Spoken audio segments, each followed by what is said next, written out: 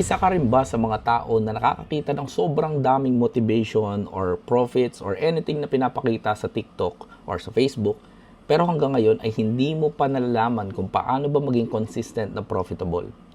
Don't worry, andito ako para turuan at tulungan kita. So by the way, my name is Coach Eman. So I've been trading for the last 5 years at ang dami ko na rin naturuang estudyante na maging consistent na profitable. Alright, now to tackle the question kung bakit ka pa hindi nagiging profitable, maybe because meron ka lang mali or merong something na kulang doon sa ginagawa mo. Maaaring magaling ka na mag-chart, magguhit, maglagay ng support and resistance or yung mga key level mo or kung ano ba yung indicator na ginagamit mo. Maaaring gumagana yan sa'yo pero meron na lang isang kulang at yung kulang na yon is yung risk management. Ngayon, pag naging tama na yung risk management mo, believe me, yan yung magbibigay sa'yo ng consistent na results.